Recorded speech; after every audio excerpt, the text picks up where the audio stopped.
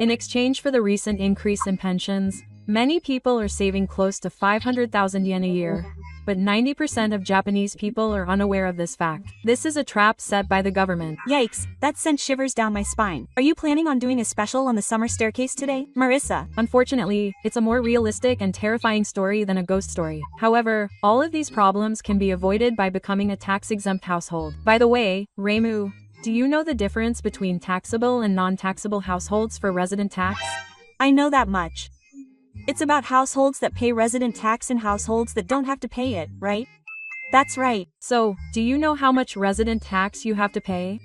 Well, it varies a little depending on the municipality, but basically, you have to pay more than 10% of your income. What? Resident tax alone takes that much. And that's not the only thing that will affect you if you become a non-taxable household. The amount you have to pay for various things, such as medical insurance, nursing care insurance, and the self-pay ratio for insured diseases, will skyrocket. It's a terrible practice that the amount of money taken from the government increases in other areas as well, even though the resident tax alone is a large amount. Why doesn't the government tell us such important things? The government wants us to pay as much as possible in taxes and insurance premiums.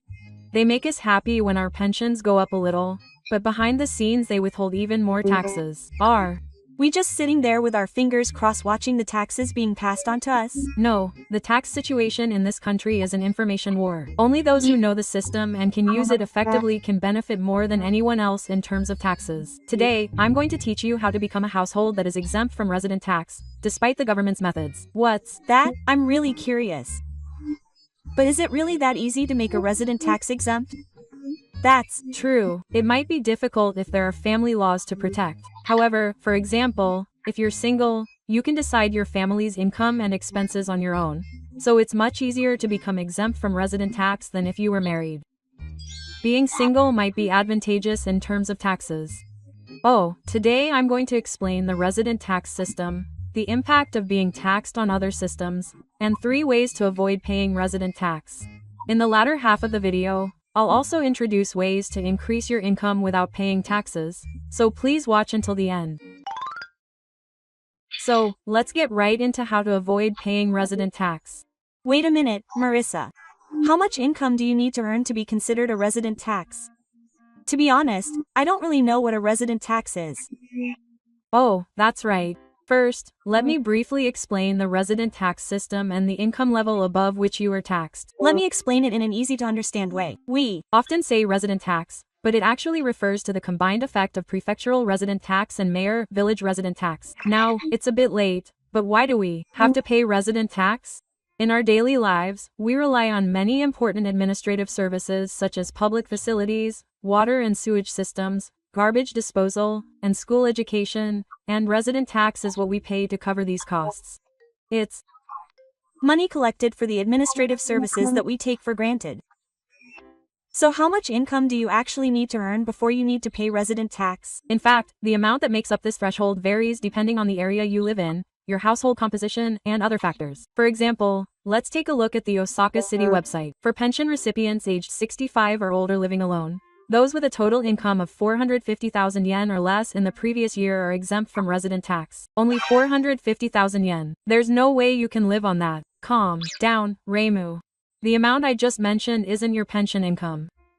What do you mean? Income and income are different things. Specifically, income is your pension income minus any income withholdings, etc.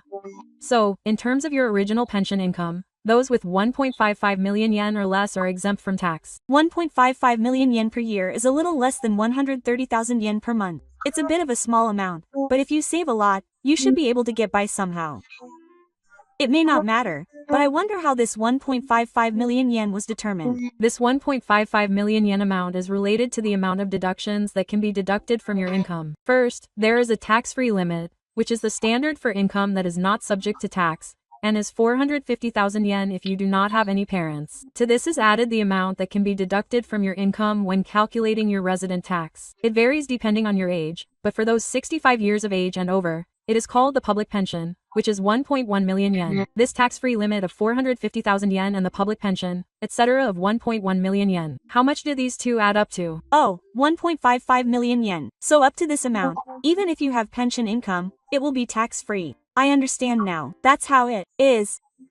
By the way, the criteria for this tax exemption will vary depending on your age, household composition, and the area you live in, but I recommend that you first check the website of the local government where you live. Wait a minute. Could it be that the people who will be affected by the recent pension increase are those who are near the 1.55 million yen annual income border for single people? You've hit on a good point. As Reimu said, people near this border are at the dividing line between those who are subject to resident tax and those who are not. From here on, I will explain how much people on the borderline are likely to lose. But don't worry. People in this group can easily regain their right to be exempt from resident tax by trying the methods introduced in the latter half. Please watch the video until the end. As I mentioned briefly at the beginning, when resident tax is imposed, not only will more than 10% of your taxes be taken as resident tax, but it will also have a major impact on other systems. The resident tax alone is a huge expense, so what other impacts are there? So, from here on, let's take a look at the burdens that arise from being imposed on resident tax. First, there will be an increase in medical insurance premiums and nursing care insurance premiums. Basically, people in tax-exempt households can receive some reductions in the premiums for medical insurance and nursing care insurance provided by prefectures and municipalities. In other words, they are considerably cheaper. The amount will vary depending on the area you live in, but if you are no longer in a tax-exempt household, the reduction will be removed and your insurance premiums could increase by tens of thousands of yen per year. It would be incredibly shocking to lose tens of thousands of yen just by slightly exceeding the border. Unfortunately, that's not the only thing you could lose. Are there any more? Yes, there is also a possibility that the co-payment ratio for insurance diseases will increase. Are you talking about the co-payment ratio where you pay 30% to receive medical treatment at a hospital? Yes. For people of working age, the co-payment ratio is basically 30%. But for people aged 75 and over, the co-payment ratio will be between 10% and 30% depending on income. It would be a big help if the hospital would write it as 10%. Even in taxable households, some people can receive treatment at the same 10% cost. But with the increase in pension benefits, it is quite possible that people who were previously able to receive treatment at 10% will now have to pay 20%. And people who were previously able to receive treatment at 20% will now have to pay 30%. What income level is applicable to each co-payment ratio? In terms of single-income households, people with taxable income of 280,000 yen or more and a total income from pension income and other sources of income of 2 million yen or more will be eligible for medical treatment. People with taxable income of 1.45 million yen or more and an annual income of 3.83 million yen or more will be eligible for a 30% co-payment. This means that people with incomes around that level may see their medical treatment co-payment ratio change due to the recent pension benefit revision. Oh, and not only that, but the upper limit for medical expenses may also change. What on earth is a medical expense? Basically, a medical expense is a system in which the insurer pays the amount that exceeds the upper limit for medical expenses paid at the hospital. How much exactly is the upper limit for non-taxable households? It varies depending on the year, but for a single-income, non-taxable household, the upper limit for a 75-year-old person, including outpatient hospitalization, is 15,000 yen or 24,600 yen per month. That's the medical expenses for hospitalization, right? It's amazing that it can be received so cheaply. However, if you exceed the standard income for non-taxable households by even 1 yen, the upper limit will suddenly jump to 57,600 yen. In simple terms, that means the upper limit will more than double. That's a huge increase in the burden. That's the scary thing about being no longer a non-taxable household. It's not just a problem with resident taxes, but other burdens similar to potato chips will also increase significantly. And it's not just taxes and insurance premiums that are affected. Is there anything else? Last year, the government provided a grant called the Price Increase Countermeasures Benefit to Non-Taxable Households. The government often provides grants like this to non-taxable households. The amount varies from year to year, but it can range from several tens of thousands of yen to 100,000 yen. However, if you are no longer a non-taxable household, you will no longer be able to receive any of these benefits from the government. Not only will your taxes and burdens be reduced, but you will no longer be able to receive any grants. This is even worse than I imagined. Oh, the amount you will be charged will skyrocket, and you will not receive a single yen in grants. Losing your non-taxable status is even scarier than I imagined. After hearing what I've said, I've come to want to become a non-taxable household no matter what. It seems that Reimu has fully understood how much you will lose if you change from a non-taxable household to a taxable household. But don't worry. From here on, I will introduce 3 ways to become a non-taxable household. The quickest way to become a non-taxable household. That is to control your income. As one way to control this, let's first introduce the system of raising pension benefits. What exactly is this system of early pension benefits? Instead of reducing the amount of pension benefits, you can advance the age at which you start receiving your pension to before the age of 65. Simply put, early pension benefits are such a system. I see. It's a strategy to reduce the amount of pension benefits you receive each year to an amount that doesn't incur resident tax. I wonder how much the amount of pension benefits you receive will actually decrease if you receive them early. The rate of early pension benefits varies depending on the year you were born. If you were born before April 1, 1962, the reduction rate is 0.5% for each month you advance. For people born after that, the reduction rate is 0.4% for each month you advance. If you were born in 1962, you would be 63 years old in 2025. So the rate varies depending on whether you are before or after that. That's right. So the rate for people turning 60 from now on will be 0.4%. For example, let's calculate assuming that you receive the basic labor pension early. The basic old age pension for fiscal year 2025 is 831,700 yen per year for those earning 10,000 yen. 0.4% of 831,700 yen is 3,327 yen. In short, if your old age pension is included and you are likely to exceed the standard amount for a household exempt from resident tax, you can adjust your pension amount on a monthly basis to keep it just below the tax-exempt income level. It certainly seems like this would allow you to adjust your pension amount in small increments. However, if you receive your pension early, your pension income will decrease accordingly. Even if your goal is to become a tax-exempt household, if you can't live on it, I think it's a waste of time. Reimu's point is correct. You will need to carefully assess how much you need to live on before making a decision. But for example, you could supplement some of the shortfall in living expenses with part-time income. Wait a minute. If your income increases, you will no longer be considered a tax-exempt household, right? If that's the case, then wouldn't it be meaningless if you were to receive a salary from part-time work? Actually, this is an unexpected pitfall, but there is a way to maintain a tax-exempt household without having part-time income counted as income. What's that? What does that mean? In the first half of the video, I mentioned that there is a public pension allowance for pensions, and that people over the age of 65 can deduct 1.1 million yen. But in fact, there is a similar amount that can be deducted for part-time income. It's called the salary income allowance, and you can deduct 550,000 yen per year from your actual salary income. This means that as long as it's within that amount, you won't be taxed on local taxes even if you have salary income in addition to your pension. That's how it works. If you convert this 550,000 yen to a monthly amount, it comes to 45,000 yen per month. In other words, if you combine it with your pension and earn around 40,000 yen per month, you can maintain your tax-exempt status and use it for living expenses even if you receive a salary from your part-time work. When you put it that way, it seems like you can get a sense of how much you can live on. It's important to combine your pension and salary income so that each does not exceed the deduction amount. Yes. However, it's important to note that once you decide on the age at which you start receiving your pension, you can't change it later.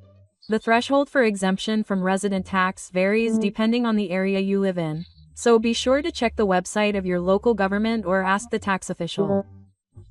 It would be incredibly difficult if you received your pension early and then found out that you had exceeded the threshold. I think I'll check before applying to avoid that. However, for people who are already receiving a pension, it's too late to change the age at which you start receiving your pension. And, yet, the amount of your pension has increased somewhat. This is normally a welcome development, but for those who are barely maintaining their tax-exempt household status, this increase of several thousand to several tens of thousands of yen could cost them hundreds of thousands of yen. People who are already receiving a pension will probably have no choice but to give up and pay higher taxes and insurance premiums even if they become taxable households. Don't worry. There is actually a way to help these people. However, this method is unknown to most people. It's a hidden income control technique that only those who know about it can benefit from. Now that you mention it, I'm starting to get curious. What exactly are the methods that pension recipients can use to control their income? The answer is the application procedure to suspend pension payments. Suspend pension payments? Does that mean you won't receive a pension? In short, that's what it means. I don't want that. I did say that it would be painful to remain a non-taxable household. But wouldn't it be a huge loss to give up the right to receive a pension that you're supposed to receive? Well, calm down, Reimu. Of course, I'm not just going to suspend your pension payments. There's a way around this that actually works out to be a good deal, which is why I'm introducing this method. Is that so? Question mark. If so, can I at least listen to what you have to say? Then let's continue. First, regarding this request to suspend pension payments, if someone who is entitled to receive a pension decides not to receive it, they can apply to have their entire pension payments suspended. And the unique feature of this system is that once a pension has been suspended, it can be cancelled, meaning it can be resumed at any time. Oh, I see. So, for example, it would be possible to suspend your pension for just 1 month and just barely keep your annual income to that of a non-taxable household. That's how it works. The request to suspend pension payments can be made separately for the basic old age pension and the labor-based pension. I believe the amount of the labor-based pension varies from person to person. As I mentioned earlier, I wonder how much the basic old age pension will be per month for fiscal year 2025. For someone earning 10,000 yen, the basic old age pension for fiscal year 2025 is 69,308 yen per month. If you are someone who can become a tax-exempt household by adding about 70,000 yen, you can also suspend your basic old age pension for just 1 month. It's quite a drastic measure, but if that's the reason, it might not be such a bad idea to use this request to suspend your pension. However, there are some things you should be very careful about when making this request to suspend your pension. As I've said many times before, the threshold for exemption from resident tax varies depending on the municipality. If you rashly suspend your pension but end up exceeding the tax-exempt threshold, you'll just end up losing out on your pension benefits. That would be terrible. It's probably best to check with the tax officer at your city hall in advance to make sure you're on the safe side. I really want you to be careful about that. It's also important to review whether becoming tax-exempt will actually benefit you more than the amount of pension you'll be suspending.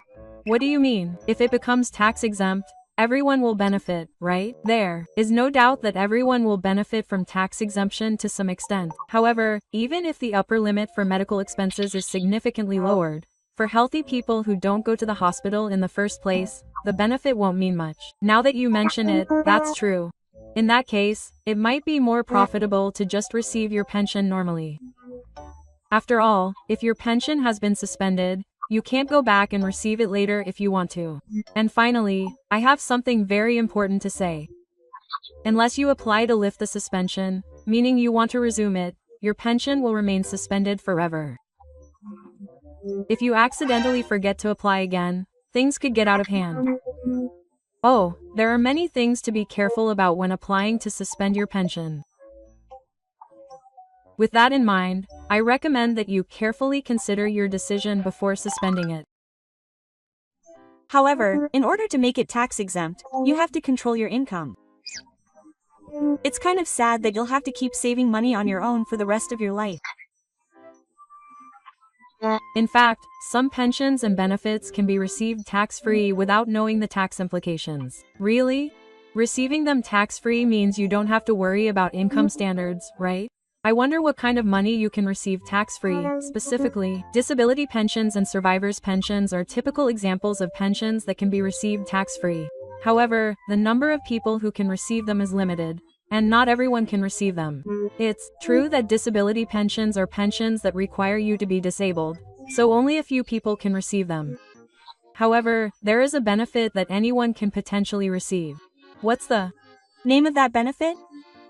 It's a system called the Pensioner Support Benefit. It's a system with a long name, but what exactly is it?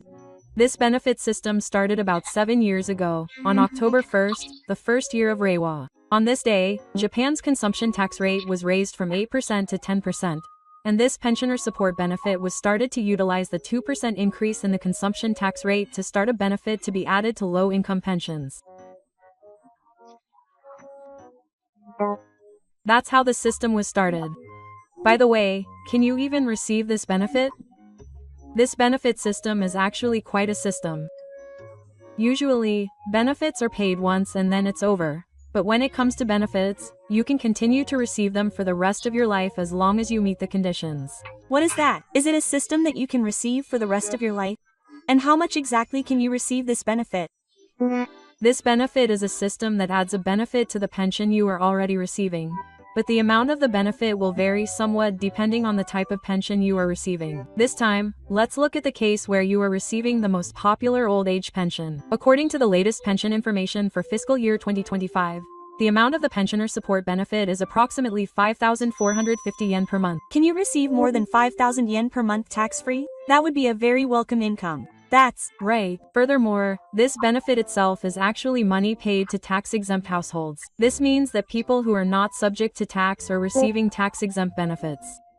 Oh, and this system is designed so that single people are more likely to receive it than married people. I have introduced the detailed eligibility requirements in a previous video, so please check that out as well. Finally, let me briefly explain the disadvantages of being tax-exempt. Being tax-exempt is a strong impression, but are there any disadvantages? Well, being tax-exempt means that your income is lower. This could make it harder to pass housing and credit card applications. Also, even if you are currently tax-exempt, there is a risk that future policy changes could reduce or abolish the tax-exempt category. It is not enough to just rely on the fact that you are currently tax-exempt, but it is also important to be aware of future political trends. That said, the benefits of being tax-exempt are quite significant, so people with borderline incomes should make small adjustments to ensure they receive the benefits from the country. I never knew that being a tax-exempt household was such a great deal. I also need to study up on common sense about taxes that the government doesn't teach me for my own sake.